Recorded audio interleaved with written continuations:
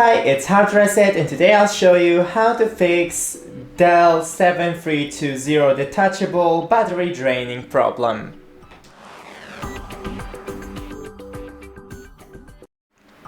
So, first, I need to log in. Okay, first we need to search for battery settings. Then go to energy recommendations and apply all. This is the best settings.